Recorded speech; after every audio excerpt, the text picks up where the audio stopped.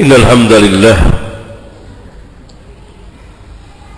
نحمده ونستعينه ونستغفره ونعوذ بالله من شرور أنفسنا ومن سيئات أعمالنا من يهده الله فلا مضل له ومن يضلل فلا هادي له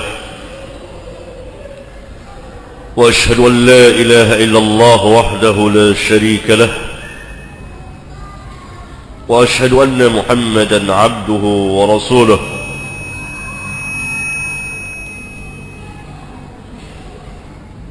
يا أيها الذين آمنوا اتقوا الله حق تقاته ولا تموتن إلا وأنتم مسلمون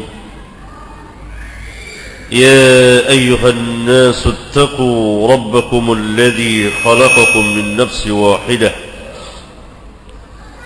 وخلق منها زوجها وبث منهما رجالا كثيرا ونساء واتقوا الله الذي تساءلون به والأرحام إن الله كان عليكم رقيبا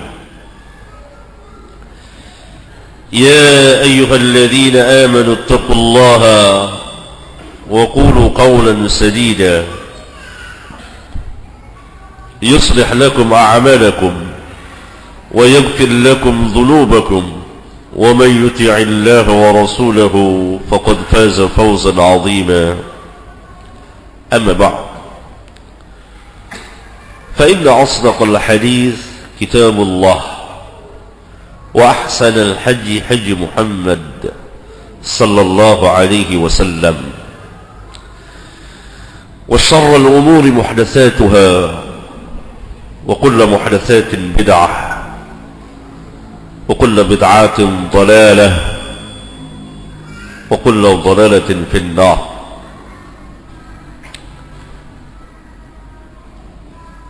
أيها الإخوة, saudara-saudara yang saya muliakan, semoga Allah merahmati kita sekalian, menurunkan sakinahnya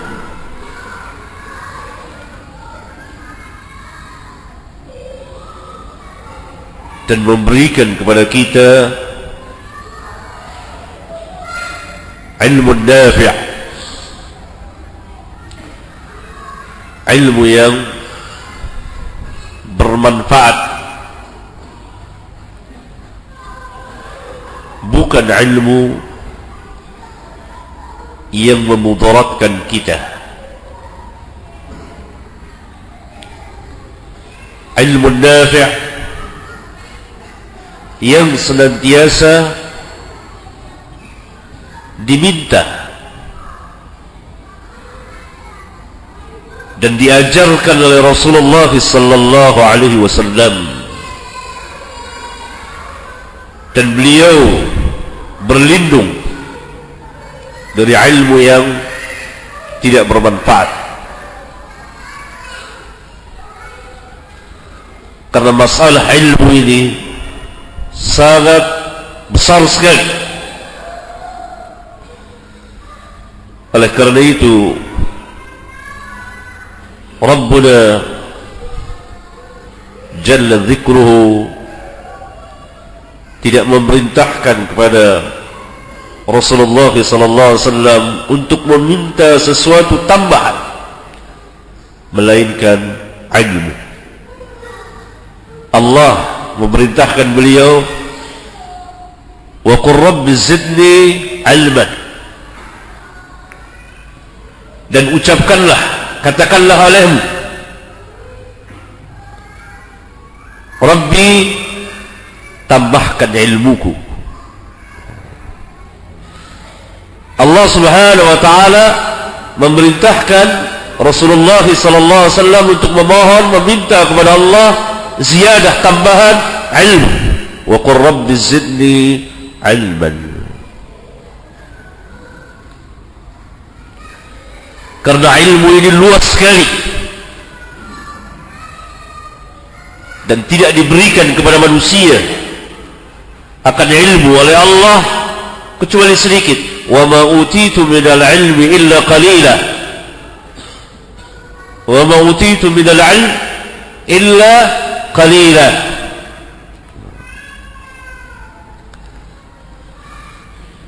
Dan Allah tidak memberikan kepada kamu ilmu kecuali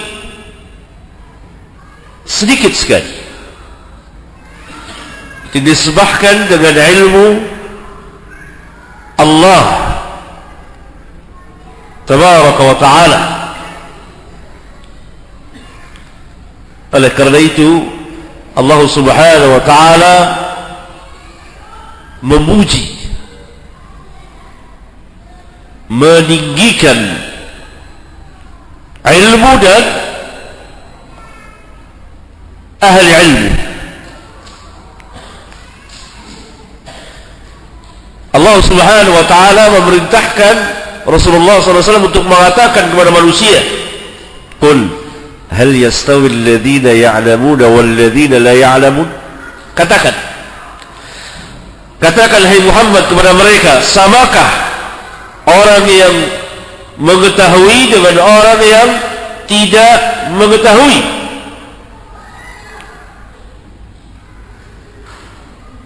Jawabannya tidak sama.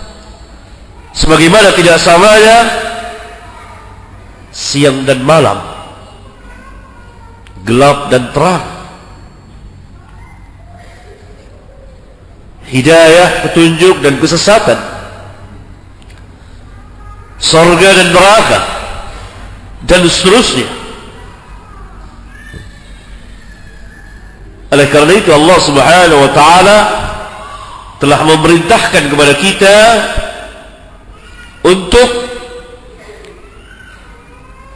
bertanya, memulangkan segala sesuatu kepada ahli ilmu. Fas'alu ahla dzikri in kuntum la ta'lamun. Tanyalah kepada ahli ilmu jika memang kamu tidak tahu. Di dalam ayat yang mulia ini Allah subhanahu wa ta'ala telah memerintahkan kepada kedua golongan manusia. Allah telah memerintahkan kepada dua golongan manusia. Yang pertama, ahli ilmu, diperintah untuk memberikan bayan, penjelasan, menjawab pertanyaan-pertanyaan manusia dan tidak menyembunyikan kebenaran, tidak menyembunyikan ilmu.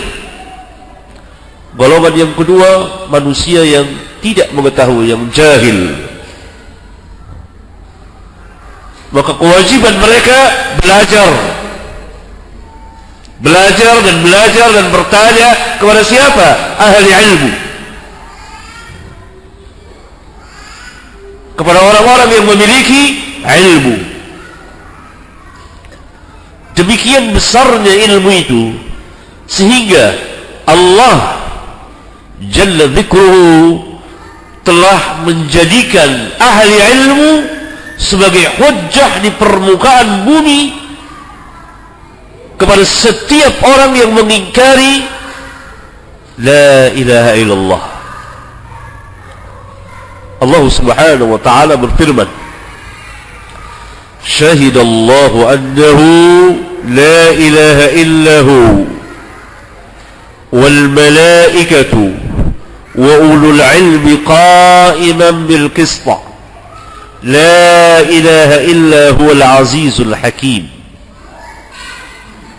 Allah menyaksikan sendiri dirinya, sesungguhnya dia la ilaha illa huwa, la ilaha illa huwa, yang maknanya la ma'budu bihaqqin illallah. Allah menafikan segala ilah al-ma'bud, segala sesuatu yang diibadati, yang disembah melainkan dia. Allah pertama kali yang menyaksikan bahwa dirinya tidak ada satu pun Tuhan yang berhak diibadati melainkan dia. Karena itu kalimat thayyibah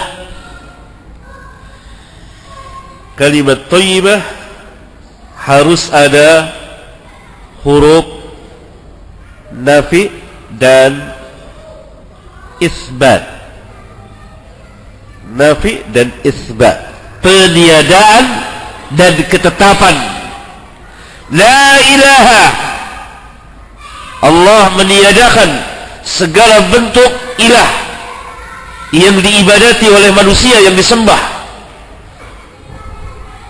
Kemudian Allah menetapkan illa huwa, illa Allah. Selalu seluruh ayat berbicara tentang itu. Demikian juga yang diajarkan oleh Rasulullah sallallahu alaihi wasallam. Kalimat tauhid, kalimat thayyibah, kalimat ikhlas dan taqwa. La ilaha illallah. Ini kalimat thayyibah, kalimat tauhid, kalimat ikhlas, kalimat taqwa.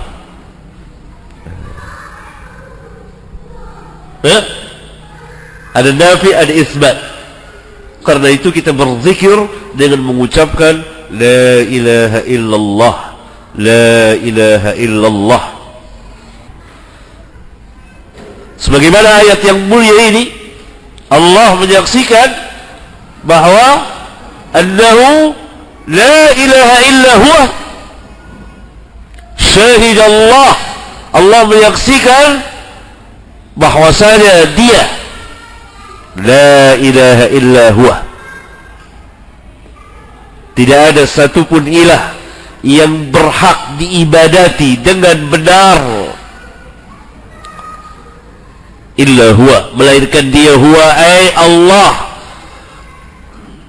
Kembali kepada lafaz yang sebelumnya, syahid Allah, la ilaha illa huwa ay Allah, yang maknanya la ilaha illallah.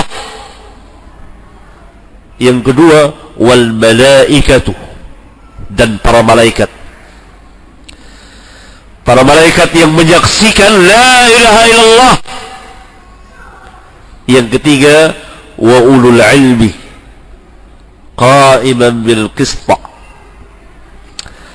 dan orang yang diberi ilmu, ahli ilmu, yang berdiri tegak dengan keadilan. Tidak ada yang keempatnya. Hanya orang-orang yang berilmu lah yang menyaksikan, yang mengetahui la ilaha illallah, meniadakan seluruh peribadatan kepada selain Allah, meniadakan seluruh penyembahan kepada selain Allah. Allah yang menyaksikan sendiri yang pertama. Yang kedua, wal malaikah. Yang ketiga, wa ulul ilmi qa'iman bil qist. Sebagian ulama menafsirkan qa'iman bil qist kembali kepada Allah. Allah yang tegak berdiri dengan keadilan. Jadi segala keputusan Allah adil. Ini mazhabnya Imam Ibn Taymiyah rahimahullah ta'ala. Pendapat dari Syekhul Islam Ibn Taymiyah rahimahullah ta'ala di dalam menafsirkan ayat yang mulia ini. Sebagian ulama mengatakan qa'iman bil qist, yang dimaksud adalah ahli ilmu yang berdiri tegak dengan keadilan. Lihat keutamaan ilmu. Ilmu ada di mana? Diambil dari mana? Alkitab was sunnah. Kapan turunnya? Di bulan Ramadan. Di bulan Ramadan. Karena itu kita lanjutkan bagian yang kedua dari penjelasan kita mengenai ayat-ayat as-siyam di dalam Al-Quran Al-Karim.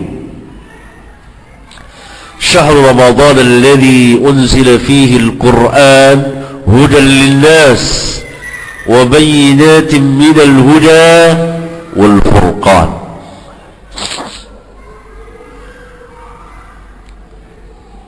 Allah Subhanahu wa taala memuji, memuliakan bulan Ramadan, di mana Allah turunkan Al-Quran di bulan Ramadan, dan Al-Quran merupakan hidayah bagi manusia, hudan linnas, yang akan memimpin manusia, menunjuki manusia. Hidayah yang dimaksud dalam ayat yang mulia ini hidayatul bayan, hidayah yang memberikan penjelasan kepada manusia akan kebenaran dan kesesatan, mana yang hak dan mana yang batil. Karena itu salah satu nama Quran adalah Al-Furqan. Al-Furqan faslan bainal haq wal batil, yang memisahkan di antara yang hak dengan yang batil.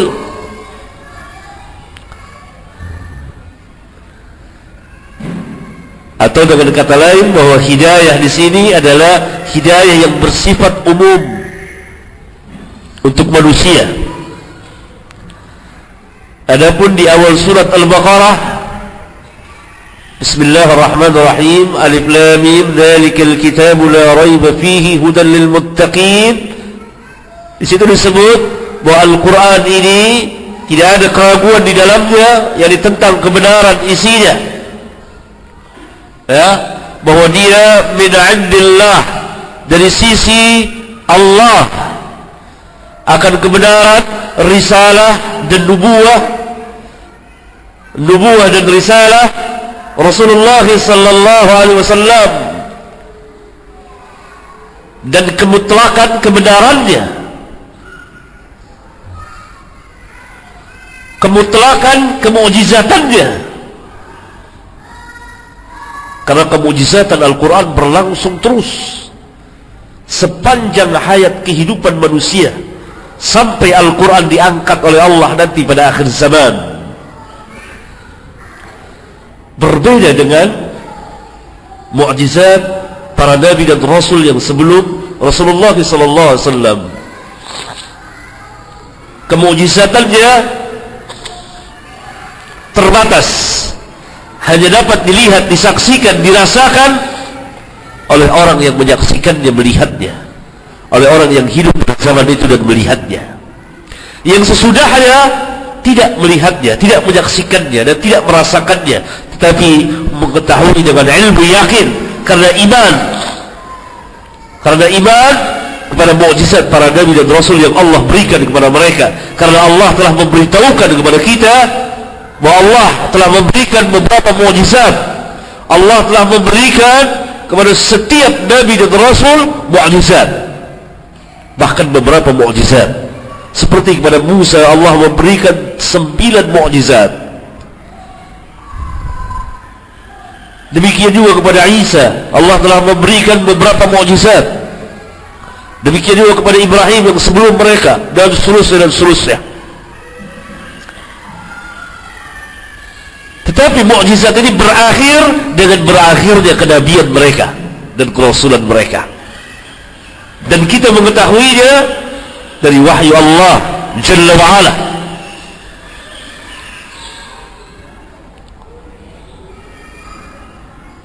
Dan kita mengimaninya wajib, karena Allah telah memberitahukan dalam kitab yang mulia. Adapun kemukjizatan Al-Quran berlangsung terus sepanjang zaman, tidak lewat satupun zaman, kata ulama, melainkan Al-Quran menampakkan kemukjizatannya, dapat disaksikan oleh orang yang hidup pada masa turunnya wahyu dan yang sesudahnya, sampai pada hari ini dan seterusnya sampai akhir zaman. ketika diangkat oleh Allah Al-Quran ini, ketika Allah mengangkat lafaz-lafaz Al-Quran, seluruh Al-Quran diangkat oleh Allah Jalla wa'ala pada akhir zaman,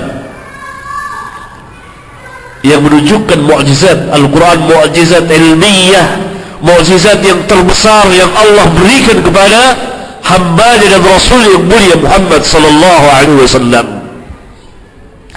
Karena itu Allah Subhanahu wa taala menafikan segala jenis keraguan yang dapat meragukan manusia. Allah Subhanahu wa taala berfirman, la raiba fihi, dengan alif lam lil jinsi. Alif lam lil jinsi yang menafikan segala jenis, segala bentuk raib, ragu, syak yang akan dapat menerima tuduhan. Celah-celah itu semua ditutup. La raiba fihi. Kemudian Allah tutup, hudan lil muttaqin, hidayah bagi orang-orang yang bertakwa.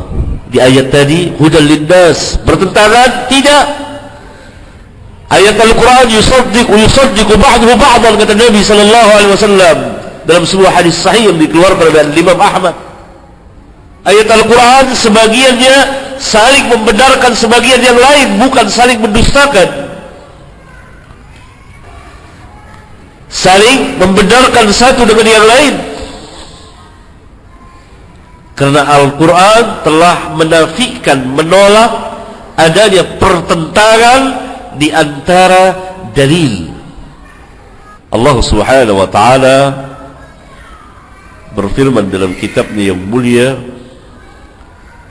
afala yatadabbaruna al-Quran, afala yatadabbaruna al-Quran am ala qulubin aqfaluha. Surat Muhammad. Tidakkah mereka mau mentadabburkan Al-Quran, ataukah hati-hati mereka telah terkunci? Lihat ayat yang mulia ini. Allah Subhanahu wa ta'ala memerintahkan kepada manusia, khususnya mereka yang mengingkari Al-Quran, untuk mentadabburkan Al-Quran. Afala yatadabbarun Al-Quran, mungkinkah mentadabburkan Quran tanpa pemahaman? Mungkin?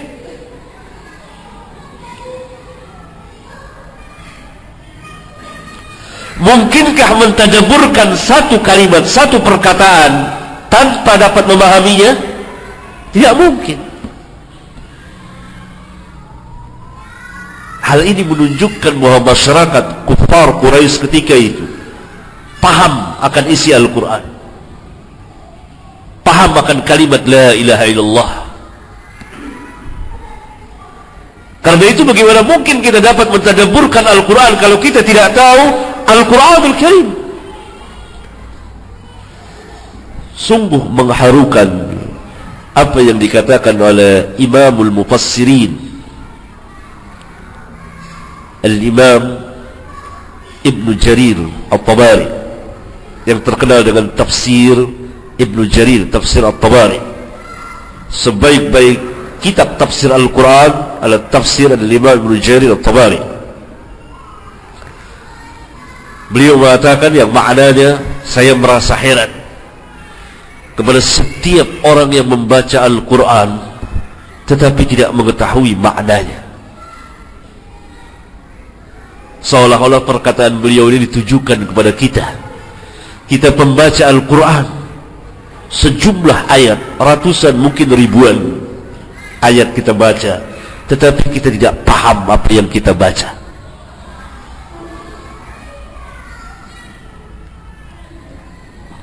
Seringkali saya ditanya tentang hukum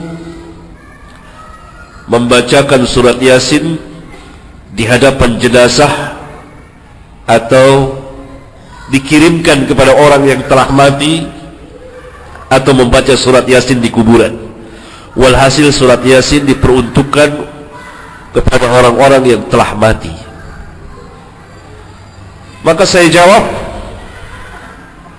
surat yang saudara baca itu menyalahi perbuatan saudara, menentang perbuatan saudara. Kenapa? Karena di dalam surat itu ada ayat liyunzira man kana hayyan, agar supaya Al-Quran memberi peringatan, menjadi peringatan bagi orang yang hayyan, bukan mayitan, bagi orang yang hidup. Sedangkan apa yang saudara lakukan, membacakan Al-Quran surat Yasin kepada orang yang telah mati. Padahal di dalam surat Yasin itu ada ayat yang menjelaskan bahwa bacaan Quran untuk orang yang hidup. Hal ini menunjukkan bahwa kita tidak paham apa yang kita baca. Sungguh benar apa yang dikatakan oleh Al-Imam Ibn Jarir, sebagaimana dikutip oleh muhakkik, dua orang pentahkik tafsir Al-Imam Ibn Jarir, yaitu dua orang kakak beradik. Yang pertama abangnya yaitu Syekhul Imam Ahmad Muhammad Syakir bersama adiknya, adik kecilnya, yaitu Syekh Mahmud Syakir. Berapa banyak orang yang membaca Al-Quran tapi tidak paham, tidak paham. Dua ayat yang mulia ini, hudan linnas, hudan lil muttaqin, yang satu bersifat umum, yang satu bersifat khusus. Sebagian ulama mengatakan yang pertama hidayah mufassal, yang kedua hidayah taufiq. Yang pertama hidayah mujmal, yang kedua hidayah mufassal atau hidayah taufiq. Hudan linnas adalah hidayah umum yang bersifat mujmal, global. Setiap manusia yang telah masuk Islam, maka dia telah beriman kepada Al-Quran. Tetapi apakah dia dapat memanfaatkan hidayah Al-Quran? Belum tentu. Hanya orang-orang yang bertakwalah yang dapat mengambil, memanfaatkan, berjalan di atas hidayah Al-Quran. Karena itu Rabbuna mengatakan hudan lil muttaqin, hidayah bagi orang-orang yang bertakwa. Mafhumnya kata ulama, mafhum mukhalafah, yakni pemahaman terbalik, sebaliknya. Orang yang tidak takwa maka tidak akan dapat mengambil manfaat hidayah Al-Quran. Lihat kenapa ayat ini dimasukkan ke sini oleh Allah, syahr Ramadan alladhi unzila fihi Al-Quran, karena tujuan as-siyam la'allakum tattaqun. Yang dapat mengambil hidayah Al-Quran orang-orang yang bertakwa. Dijelaskan secara umum oleh Allah, Al-Quran diturunkan di bulan Ramadan, hudan linnas, hidayah, petunjuk bagi manusia. Ada yang mengimaninya, ada yang beriman, ada yang kufur. Yang beriman dengan keimanan mujmal, global, belum tentu dia dapat mengamalkan Al-Quran, belum tentu dia dapat memahami, mengamalkan Al-Quran, belum tentu dia dapat berjalan, belum tentu dia dapat berjalan bersama hidayah Al-Quran, belum tentu dia dapat memanfaatkan hidayah Al-Quran. Karena yang dapat mengambil hidayah Al-Quran, memanfaatkan hidayah Al-Quran, berjalan di atas hidayah Al-Quran, khusus orang-orang yang bertakwa, hudan lil muttaqin. Maka maknanya kata ulama, orang yang tidak takwa tidak akan dapat mengambil hidayah Al-Quran. Lihat keagungan firman Allah, syahr Ramadan alladhi unzila fihi Al-Quran hudan linnas. Allah jelaskan turunnya Al-Quran dengan diutusnya Rasulullah SAW sebagai pedoman hidup bagi manusia yang akan menerangi jalan hidup dan kehidupan manusia dunia dan akhirat mereka, yang akan menjelaskan kepada manusia mana yang hak dan mana yang batil, dan bagaimana cara mereka dalam menjalani kehidupan di dunia ini. dalam beribadah kepada Rabbnya.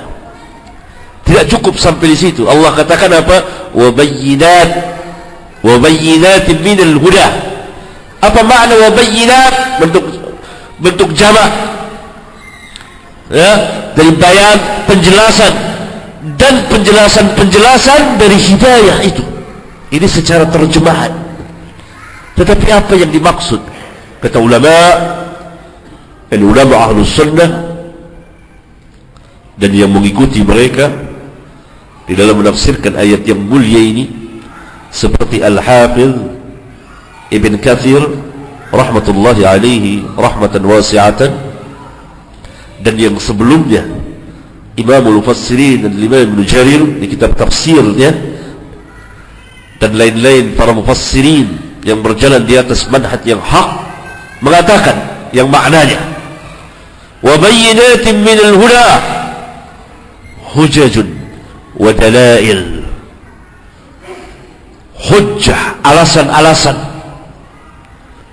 hujjah dan dalil-dalil. Apa maknanya? Al-Quran yang merupakan hidayah, seluruhnya hidayah, di dalamnya penuh dengan hujjah, penuh dengan dalil, baik secara naqliyah, riwayat, wahyu, dalil, wahyu Al-Quran, maupun secara aqliyah.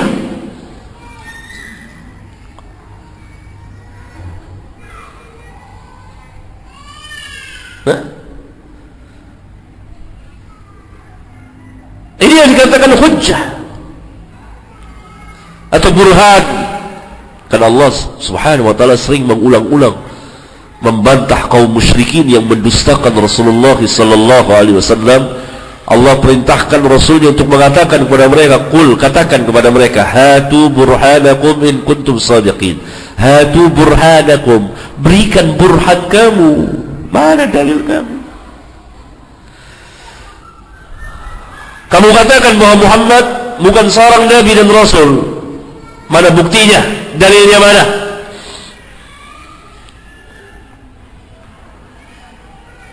Dalilnya mana? Kamu menuduh, wajib bagi kamu memberikan bukti, burhan. Qul hatu burhanakum in kuntum sadiqin.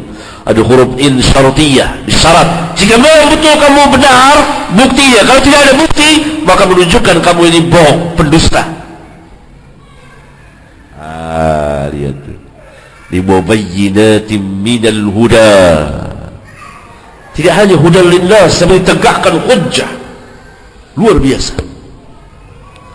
Tidak cukup sampai di situ, maka dijelaskan wal furqan, pemisah yang memisahkan mana yang hak dan mana yang batil,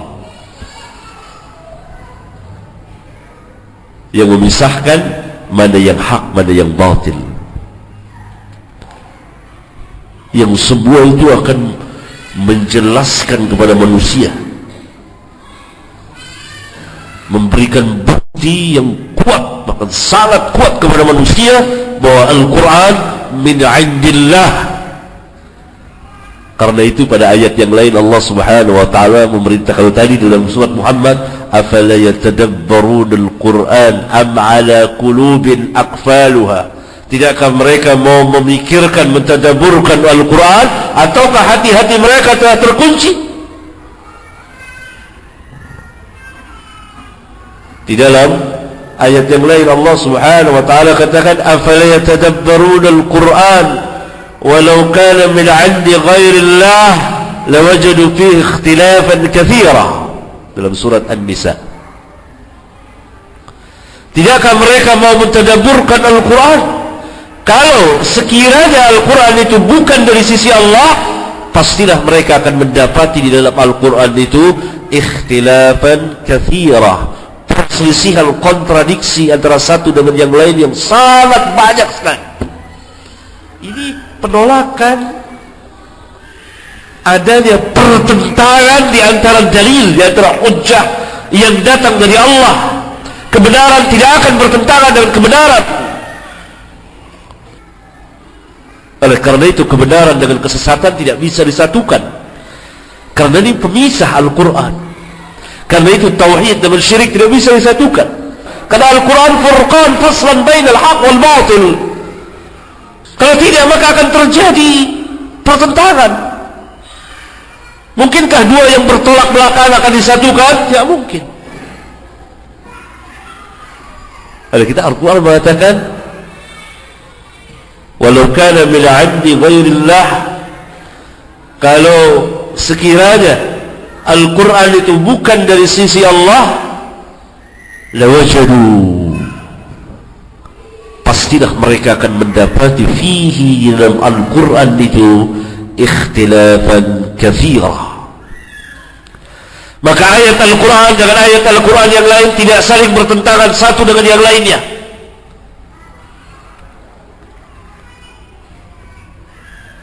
Kalau ada orang mengatakan bahwa ayat ini bertentangan dengan ini, imma dia jahil, tidak paham, maka dia wajib memulangkan kepada ahli ilmu.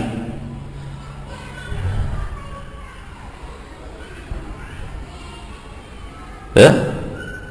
Yang kedua, imma niatnya tidak baik,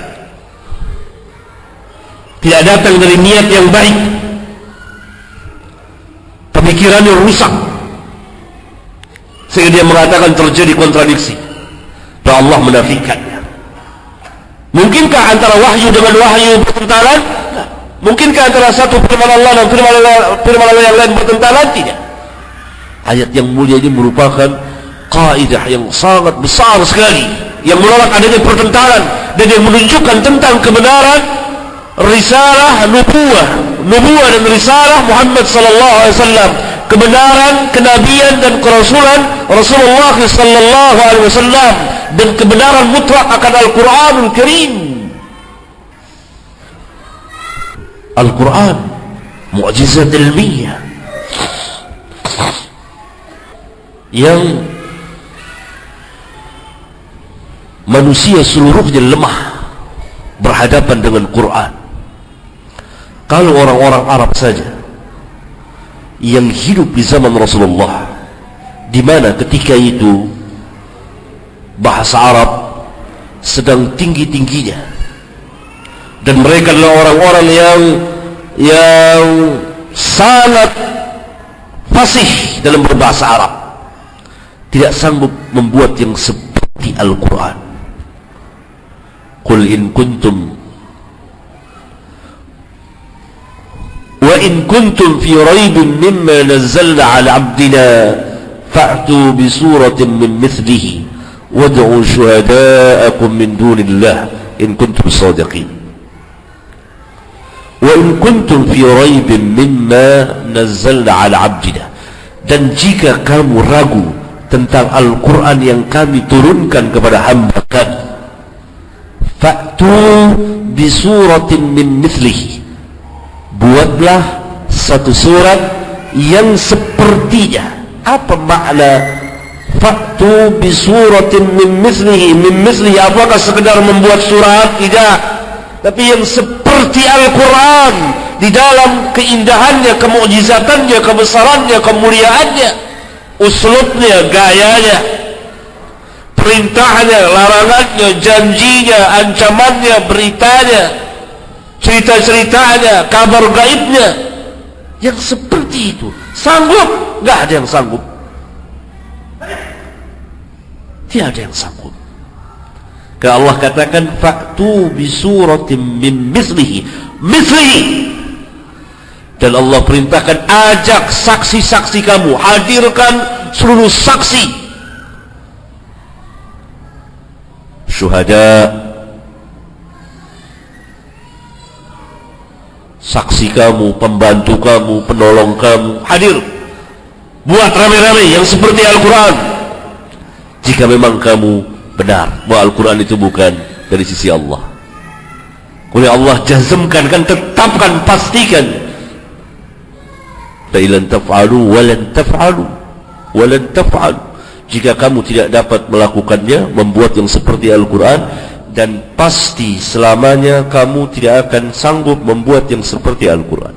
Walan taf'alu, huruf lan bertemu dengan fi'il mudhari' yang menunjukkan istimrariyah, untuk masa sekarang dan yang akan datang pasti kamu tidak akan sanggup. Karena itu lan di situ abadan, maknanya selamanya kamu tidak akan sanggup membuat yang seperti Al-Quran. Allah perintahkan untuk fattaqun nar allati waquduha an-nas wal hijarah u'iddat lil kafirin.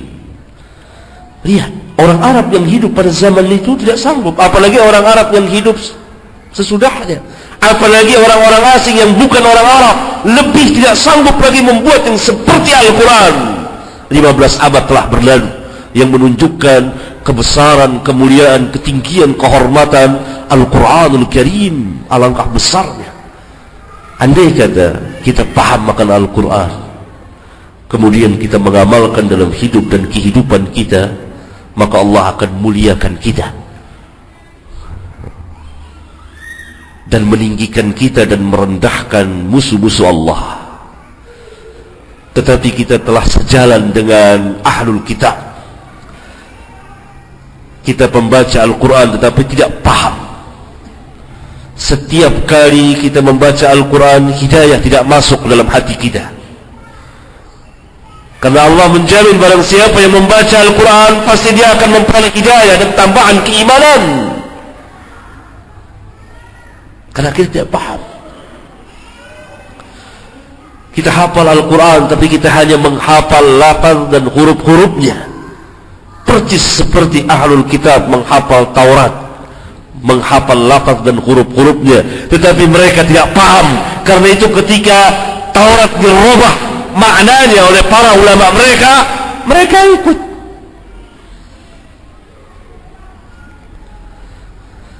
Allah subhanahu wa ta'ala menjelaskan tentang mereka di dalam kitabnya yang mulia, yang keadaannya persis sama dengan kita pada hari ini dan sebelumnya. Saya tidak mengatakan dengan hawa, tapi dengan ilmu dan mengikuti ahli ilmu. Syekhul Islam Ibn Taymiyah rahmatullahi alaihi rahmatan wasi'atan hidup di abad ke-7 dan ke-8 Hijriah. Kira-kira telah 800 tahunan berlalu dari kita. Pada zaman itu beliau mengatakan, keadaan kaum muslimin pada hari ini sama dengan ahlul kitab. Mereka hanya menghafal Quran, lafaz dan hurufnya, tapi tidak paham akan Al-Quranul Karim. Kemudian beliau menafsirkan ayat yang akan saya bacakan tadi, singkat, yang kemudian saya syarahkan, jelaskan dan luaskan, dan sangat menarik insyaallah ta'ala di kitab saya Al-Masail jilid ke-8 dengan tafsir yang panjang sekali. Allah subhanahu wa ta'ala berfirman, afatatma'una an yu'minu lakum wa qad kana fariqun minhum yasma'una kalam Allah thumma yuharrifunahu min ba'di ma aqaluhu wa hum ya'lamun.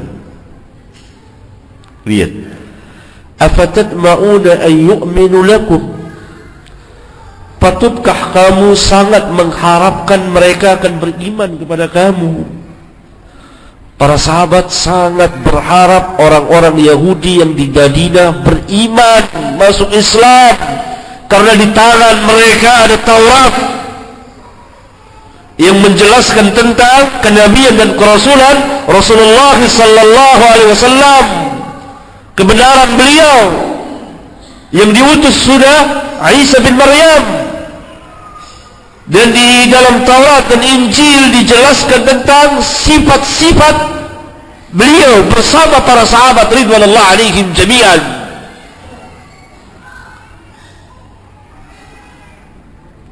Karena itu mereka sangat berharap orang-orang Yahudi pertama yang beriman. Tetapi Rabbul Azza wa Jalla mengatakan, menegur mereka, afatatma'una an yu'minu lakum, patutkah kamu mengharapkan mereka beriman, ya, وَقَدْ كَانَ فَرِيقٌ مِّنْهُمْ يَسْمَعُونَ كَلَامَ اللَّهِ.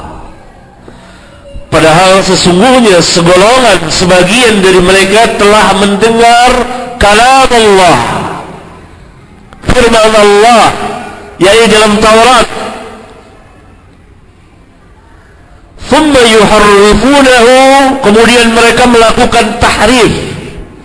حَرَّفَ يُحَرِّفُ تَحْرِيفًا, memindahkan dari makna yang benar ke makna yang batil. Ini tahrif, yakni perubahan terhadap makna. Ini yang terbanyak, bukan semata-mata perubahan terhadap lafaz. Orang Yahudi itu mengadakan tahrif terhadap Taurat, merubah makna Taurat, ayat-ayat di firman Allah. Bagaimana kamu bisa mengharapkan mereka beriman kepada kamu, padahal sebagian dari mereka telah mendengar firman Allah, kalam Allah, kemudian mereka merubah dari makna yang benar kepada makna yang batil sesudah mereka mengerti. Kata Syekhul Islam rahimahullah ta'ala, percis seperti keadaan kaum muslimin. Segolongan dari mereka kerjanya tinggal merubah-rubah firman Allah, merubah makna, bukan merubah lafaz Al-Quran, kecuali kaum Rafidah Syiah. Istiwa Allah 'alal 'arsy, Allah katakan Ar-Rahman wa 'alal 'arsy istawa. Ar-Rahman di atas 'arsy, dia bersemayam, yakni bersemayam yang sesuai dengan keagungan, kebesaran, ketinggian dan kemuliaan Allah, dirubah menjadi istaula. Ini tahrif. Tahrif, perubahan. Ini salah satu dari sekian banyak contoh yang tertinggi, terbesar tentang ketinggian Allah Jalla wa'ala, istiwa'nya Allah 'alal 'arsy, yang merupakan akidah yang sangat besar, yang hampir-hampir hilang dari dada kaum muslimin.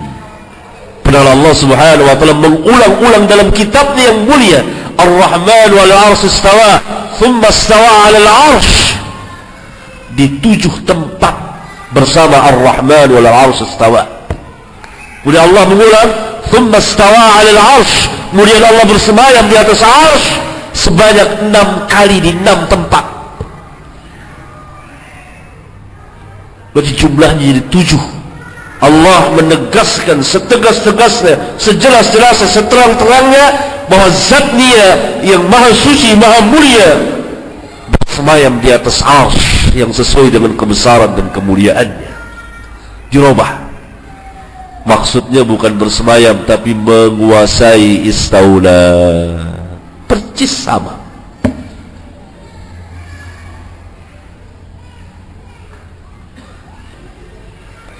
Firman-Nya, wa idza laqul ladzina amanu qalu amanna wa idza khala ba'dhum ila ba'din qalu atuhaddithunahum bima fataha Allahu 'alaykum liyuhajjukum bihi 'inda rabbikum afala ta'qilun. Silakan keterangan yang dibaca di kitab saya Al-Masail jilid ke-8. Saya lanjutkan untuk menyingkat waktu. Awala ya'lamuna anna Allah ya'lamu ma yusirruna wa ma yu'linun. Kemudian Allah Subhanahu wa taala berfirman, "Wa minhum ummiyun la ya'lamuna al-kitab illa amani wa inhum illa yadhunnun." Lihat, Allah katakan, dan di antara mereka, di antara ahlul kitab ada yang ummiyun, la ya'lamuna al-kitab, yang ummi, mereka tidak tahu Alkitab, Taurat. Kata Syekh, percis seperti keadaan kaum muslimin sekarang.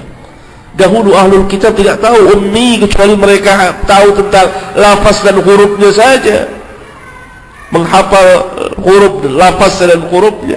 Sama seperti keadaan kaum muslimin, tidak paham, la ya'lamun al-kitab, tidak tahu Al-Quran.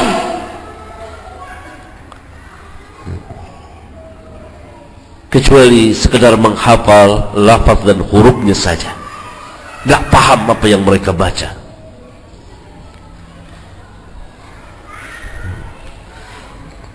Ya, la ya'lamun al-kitab. Kalau mereka tidak tahu Alkitab, maka yang beredar di tengah-tengah mereka tentunya berita-berita bohong. Itu Allah Subhanahu wa taala mengatakan illa amani. Amani kalimat bohong, dusta. Seperti keadaan kaum muslimin ketika mereka tidak mengerti dalil Al-Quran, kitab yang mulia ini, mukjizat terbesar Rasulullah SAW yang merupakan petunjuk hidayah bagi manusia dan hidayah secara khusus bagi orang-orang bertakwa. Maka beredar di tengah-tengah mereka perkataan-perkataan bohong, dusta, cerita-cerita dongeng, khurafat, khayalan begitu banyak. Orang yang telah mati dapat bangkit lagi, bergentayangan ke sana kemari. Ini amani. Itu salah satu dari sekian banyak cerita dongeng, cerita khurafat dan lain-lain. Kenapa? Wa minhum ummiyuna la ya'lamun al-kitab. Percis kata Syekh, keadaan kaum muslimin seperti itu 800 tahun yang lalu. Bagaimana kalau Syekh hidup pada zaman kita sekarang ini? Pada zaman beliau hidup pembesar-pembesar ulama, termasuk beliau sendiri. Beliau mengatakan sangat mengharukan sekali. Tidak beda keadaan kaum muslimin pada hari ini dengan ahlul kitab terhadap Al-Quran. Ada yang merubah-rubah maknanya. Ada orang-orang bodohnya, masyarakat umumnya nggak tahu apa-apa. Ummiyun, mereka baca Quran mereka nggak tahu. Rata-rata kita seperti itu. Kita baca Alif Lam Mim, Dzalikal kitabu la raiba fihi, hudan lil muttaqin, alladzina yu'minuna bil ghaib wa yuqimuna as-shalah. Paham?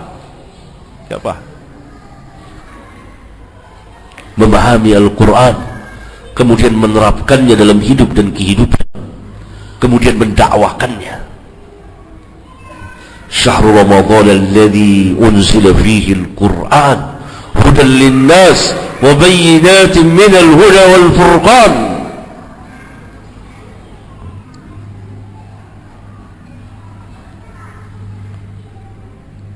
Ditinjau dari keadaan kaum muslimin, dinisbahkan dengan jumlah kaum muslimin khusus di negeri kita ini yang mencapai jumlah terbesar di dunia, yang baru bisa membaca Al-Quran itu sedikit dinisbahkan dengan jumlah kaum muslimin. Sebagiannya, kalau tidak mau dikatakan begitu banyaknya kaum muslimin dan muslimat yang buta huruf Quran.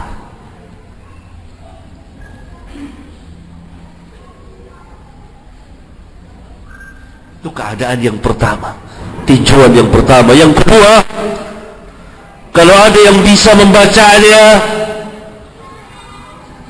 maka rata-rata tidak bagus membacanya. Istimewa imam-imam masjid.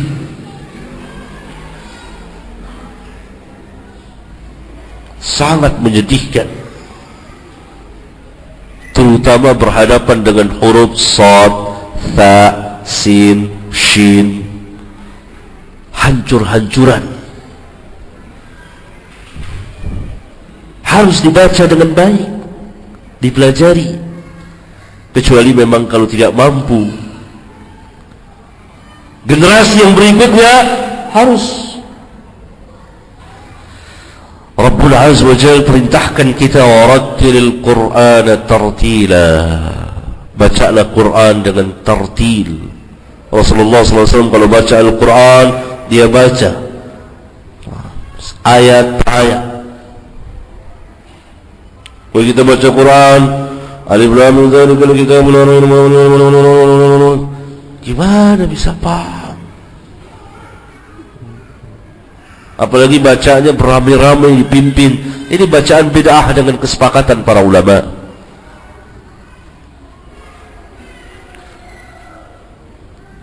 Misalnya kita kumpul sini, mari saudara-saudara sekalian, kita sama-sama membaca surat Al-Baqarah, rame-rame pegang Quran baca seperti suara lebah. Ini tidak dibenarkan. Satu membaca, yang lain mendengar. Sahabat kalau berkumpul, satu yang membaca Quran, yang lain mendengarkan.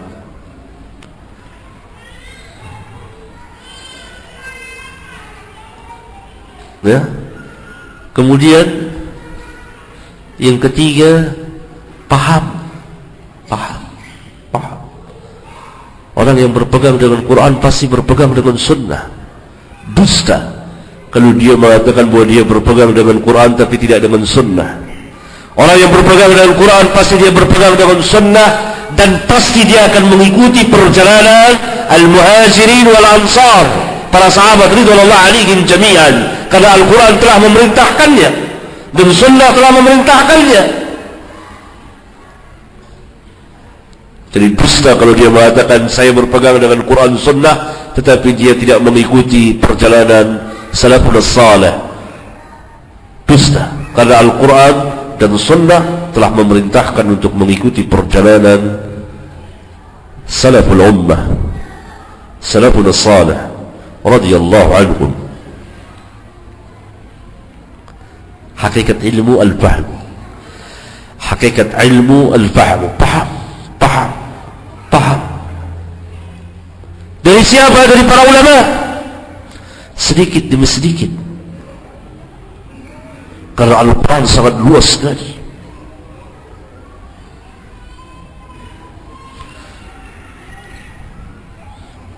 Alhamdulillah, sebagian ulama di sini telah menerjemahkan dengan susah payah Al-Quranul Karim, terjemahan secara makna,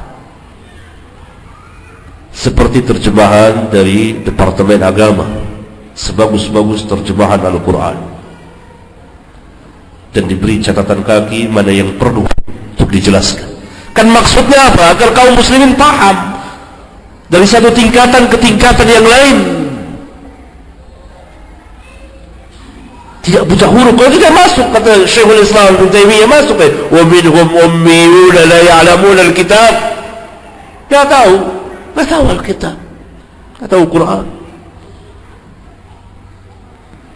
Kemudian yang keempat, penerapan amaliyah.